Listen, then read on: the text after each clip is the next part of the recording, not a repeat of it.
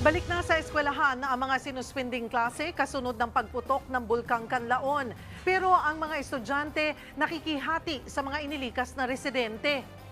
Live mula sa La Carlota City, Negros Occidental, nasa frontline ng balitang yan, si Carrie Cater. Carrie, kumusta ang mga residente dyan?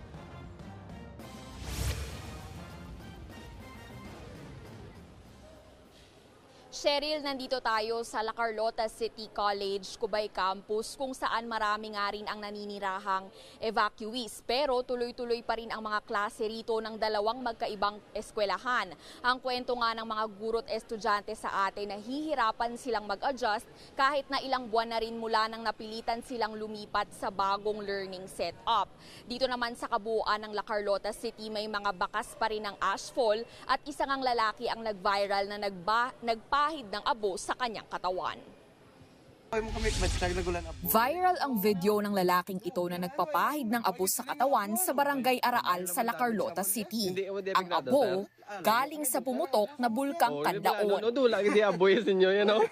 Kwento ng lalaki sa video na si Erico J, nasa bakuran siya nang mangyari ang ashfall. Pinapakain ko yung mga hayop namin sa likod habang yung abo pumapatak sa katawan ko. Pagkatuwaan lang, pang good vibes lang sana. Huwag nyo lang gayahin, baka yung iba sensitive yung skin nila. Unang nagbabala ang La Carlota LGU na mapanganib ang ashfall sa balat ng tao. May halo kasi itong kemikal gaya ng asupre na posibleng magdulot ng irritation sa balat at ibang respiratory illness. Hanggang ngayon, may mga bakas pa nga rin ng ashfall sa lugar ni Erico J na malapit sa permanent danger zone ng Kanlaon. Makapal pa rin ang abo sa mga dahon. Ang kulungan ng mga alagang hayop niya, tinapalan din na muna niya ng sako. Hindi pa rin naaalis ang abo sa kanilang bubong. Yung nakaraan na ashfall nung June, medyo mainit na asupre. Kaya pagpatak sa aming bubong, madaling masira. Balot pa rin ang ashfall ang ibang bahay sa Barangay Araal. Pati ang ilog sa boundary ng Barangay Hagimit at San Miguel, hindi pa bumabalik sa normal ang kulay ng tubig. Sa La Carlota City College, Cubay Campus, nananatili ang higit 300 residente. Desyembre pa nang inilikas sila mula sa Barangay Yubo na nasa loob ng 6-kilometer radius ng Kanlaon. Si Marina, gustuhin mang umuwi, wala na raw silang babalikan. Sobrang hirap po talaga, ma'am, kasi doon pag po galing sa aming bahay. Yung bahay namin ngayon, buro na, butas-butas, wala na. Balik eskwela naman ang mga estudyante kahit may mga evacuee. Dahil limitado ang classrooms na pwedeng gamitin, ini-schedule ang klase ng mga taga La Carlota City College mismo at ang kahati nila na elementary students mula sa isang school.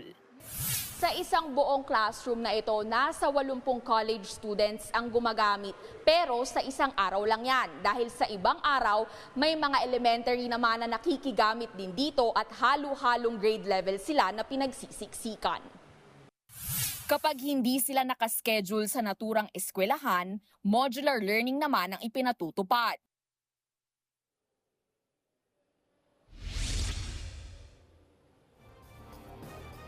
Cheryl, nasa 2,600 na pamilya o higit 8,300 na residente ang nananatili sa evacuation centers dito sa buong Negros Occidental. Samantala, ayon naman sa PHIVOLCS, tinanong natin kung may chance na kasi na ibaba ang alert level mula sa 3 hanggang na ibaba ito mula sa 3 to 2. At ang sabi nila, kailangan daw nila ng mas mahaba pang panahon para matukoy kung pasok na ito sa tinitingnan nilang parameters. Yan muna ang latest dito. Balik sa'yo.